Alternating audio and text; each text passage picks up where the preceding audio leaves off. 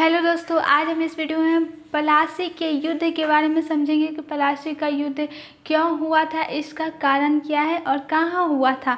ठीक है, तो चलिए दोस्तों स्टार्ट करते हैं पलासी के युद्ध। सबसे पहले ये जानते हैं कि पलासी का युद्ध हुआ था बंगाल में हुआ था। अंग्रेजों ने बंगाल में सर्वप्रथम 1651 ईस्वी में हुगली में अपनी प्रथम व्यापारिक कोठी स्थापित किया था और वहीं मुगल साम्राज्य के अंतर्गत आने वाले प्रांत में बंगाल भारत का सर्वाधिक संपन्न राज्य है।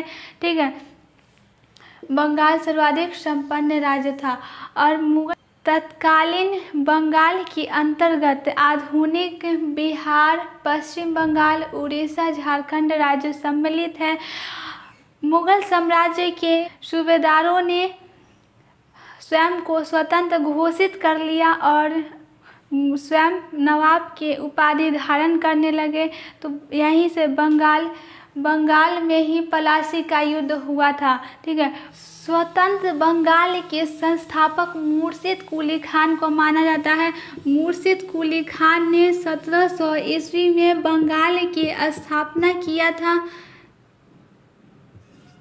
ठीक है, स्वतंत्र बंगाल के संस्थापक मुर्शिद कुली खान और 1700 ईस्वी में बंगाल की स्थापना किया था और ये नवाब के पद पर 1717 ईस्वी में नवाब बना।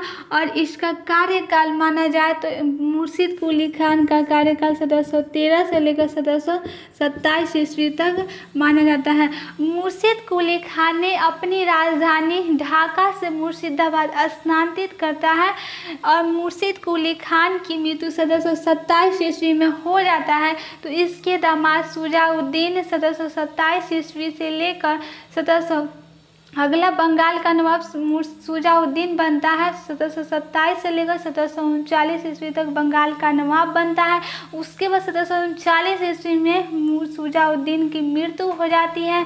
उसके बाद आता है सरफराज का 1739 ईस्वी में बंगाल का नवाब बनता है और उसको अलीवर्दी खान ने 1739 ईस्वी में ही उसको मार देता है, गिरिया के युद्ध में पराजित कर देता है और स्वयं बंगाल के नवाब बन बैठता है। तो अलीवर्दी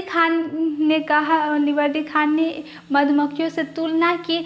मधुमक्खियों से अलीवर्दी खान ने कहा कि अगर मधुमक्खी को छेड़छाड़ नहीं किया जाए तो वो हमें शहद देती है, वहीं अगर उसको छेड़छाड़ किया जाए तो वो काट काट के मार डालेगी।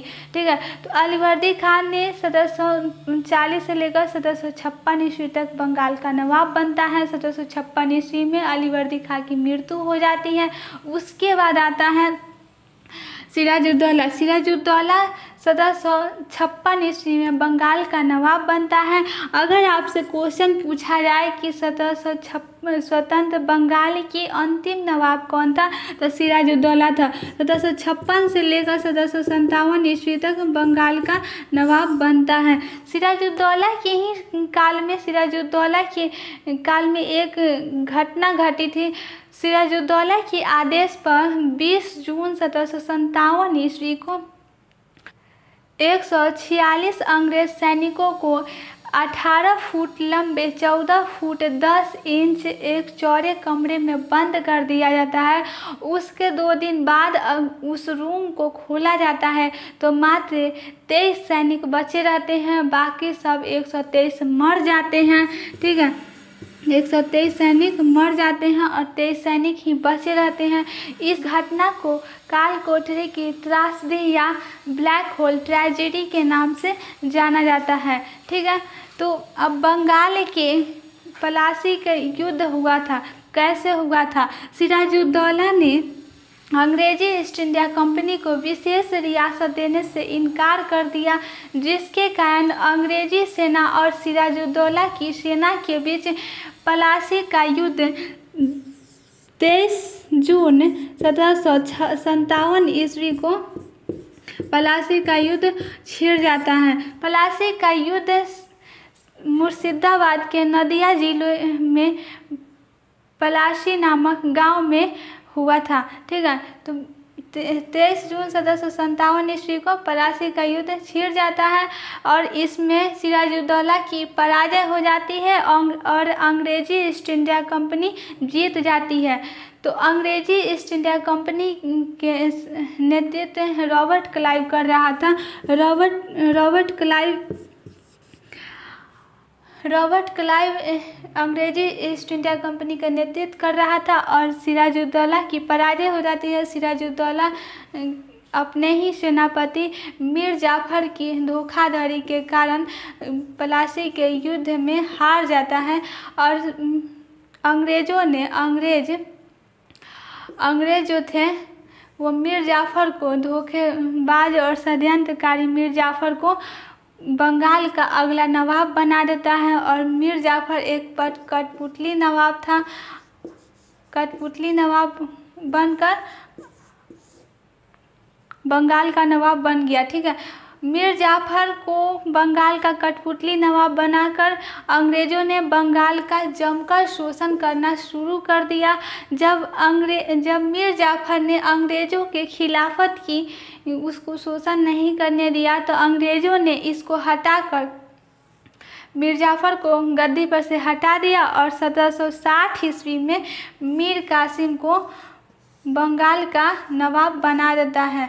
ठीक है, 1760 ईस्वी में 1760 ईस्वी में मीर कासिम को बंगाल का नवाब बना देता है और मीर कासिम 1760 से लेकर 1764 ईस्वी तक शासन करता है और 1764 ईस्वी में मर जाता है। ठीक है, तो मीर कासिम जब बंगाल का नवाब बना तो मीर कासिम एक योग्य शासक था। वो प्रजा का हित चाहने वाले था, भला चाहने वाला था।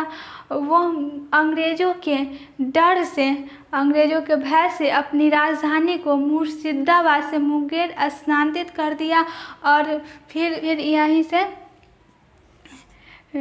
मीर जाफर जो है 4 वर्ष तक शासन किया। तो दोस्तों ये समझ में आया कि प्लासी का युद्ध कैसे हुआ था और कहाँ हुआ था। और इसके अगले वीडियो में हम बक्सर के युद्ध के बारे में बात करेंगे। तो दोस्तों वीडियो अच्छी लगी तो लाइक करें, कमेंट करें, चैनल को सब्सक्राइब